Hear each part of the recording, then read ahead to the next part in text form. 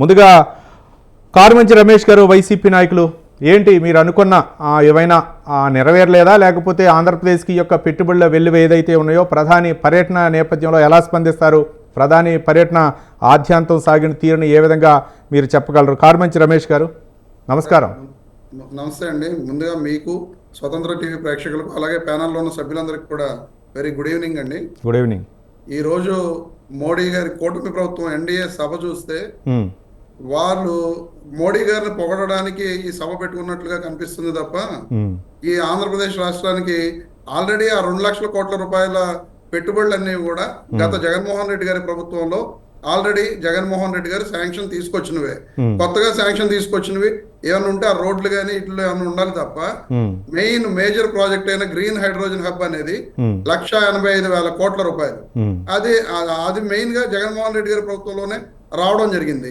అలాగే bulk drug park కూడా ఆ రోజున జగన్మోహన్ రెడ్డి గారి ప్రభుత్వంలోనే నక్కపల్లిలో యాక్చువల్ గా కాకినాడలో పెడదాం అనుకున్న పార్క్ ని అది తీసుకుని నక్కపల్లిలో 1,800 కోట్లతోటి ఆ రోజునే శాంక్షన్ చేయడం జరిగింది. ఆ రోజున టీడీపీ పార్టీకి చెందిన యనమల రామకృష్ణుడు గారు దాన్ని అపోజ్ చేసిన పరిస్థితులు కూడా కేంద్రానికి అది ఇవ్వద్దు, దాని మూలం ఇక్కడ పొల్యూషన్ ఎన్విరాన్మెంట్ అంతా కూడా పొల్యూషన్ అయిపోద్ది అని చెప్పి ఆయన లెటర్ రాసిన సంగతులు కూడా ఈ ఆంధ్ర రాష్ట్ర ప్రజలందరికీ కూడా తెలుసు. ఈ రకంగా అలాగే రైల్వే జోన్ ఇందాక చంద్రబాబు నాయుడు గారు ఆయన స్పీచ్ లో ఎంత అబద్ధం చెప్పారు అంటే రైల్వే జోన్ కి జగన్మోహన్ రెడ్డి గారి ప్రభుత్వం అసలు ఇది స్థలం కేటాయించలేదంట. 52 ఎకరాలు అనేది జనవరి 2, 2024 క్లియర్ గా మీరు కావాలంటే ఆ జీవో తెచ్చుకుని చూడండి. ఆ రోజునే కేటాయించడం జరిగింది. అప్పుడే ప్రధానమంత్రి గారితో శంకుస్థాపన చేయించడానికి ప్రయత్నం చేశారు. రమేష్ గారు మీ 5 సంవత్సరాల పరిపాలనలో ఎప్పుడు కూడా ప్రధాని నరేంద్ర మోదీ ఇన్ని లక్షల కోట్ల రూపాయల అభివృద్ధి పనులకు అయితే మాత్రం శ్రీకారం చుట్టలేదు. కానీ దీన్ని ఏంటి స్వాగతిస్తున్నారా మీరు? సార్ ఖచ్చితంగా ఎవరైనా ఆంధ్ర రాష్ట్రానికి పెట్టుబడులు వస్తున్నప్పుడు స్వాగతించవలసిందే. స్వాగతించకుండా ఎందుకుంటాం? ఎవరైనా సరే స్వాగతించాలి. ఏ పార్టీ వారైనా ఆంధ్ర రాష్ట్రానికి పెట్టుబడులు వస్తే ఖచ్చితంగా ఉద్యోగ అవకాశాలు వస్తాయి, ఆంధ్రప్రదేశ్ ఎకానమీ పెరుగుతుంది, ఆంధ్రప్రదేశ్ డెవలప్ అవుతుంది. ఖచ్చితంగా స్వాగతిస్తాం. కానీ ఇవన్నీ కూడా మేమే తీసుకొచ్చాం, మా ద్వారానే ఇవన్నీ జరిగినాయి అనడం అనేది పచ్చి అబద్ధం అని చెప్పి మాత్రమే నేను దీని ద్వారా తెలియజేస్తున్నాను. ఎందుకంటే క్లియర్ గా మేము చెప్తున్నాం కదా ఎప్పుడెప్పుడు ఏమేమి శాంక్షన్ వచ్చినాయి అనేది కూడా క్లియర్ గా మేము చెప్పడం. ఆ రోజున్న రాజకీయ పరిస్థితుల్లో అప్పుడున్న రాజకీయ పరిస్థితుల్లో వాటిని శంకుస్థాపన చేయడానికి ఆ రోజున ప్రధానమంత్రి గారు రాలేదు. ఆ రోజున పెండింగ్ పడిపోయి ఈ రోజున కూటమి ప్రభుత్వం అందులోనూ బీజేపీ పార్టీ కూడా అందులో పార్ట్నర్ గా ఉంది కాబట్టి ఈ రోజున ప్రధానమంత్రి గారు వచ్చి శంకుస్థాపన చేయడం జరిగింది. కానీ అది మీ వైఫల్యంగానే చెప్తున్నారు. ఏది ఏమైనా సరే కానీ ఇప్పుడు 7 నెలల్లోనే ప్రభుత్వం కేంద్ర రాష్ట్ర ప్రభుత్వాలు ఏర్పడినటువంటి 7 నెలల్లోనే ఈ యొక్క 2 లక్షల కోట్ల పైచులకు అభివృద్ధి పనులు అంటే మామూలు విషయం కాదు కదా. ఇది ఏపీకి ఒక మంచి శుభపరిణామే అనుకుంటున్నారా? సార్ అది మా వైఫల్యం అనేది రాజకీయ పరిణామాలు ఆ రోజున ఎలా మారినాయో ఈ రాష్ట్ర ప్రజలందరూ చూశారు.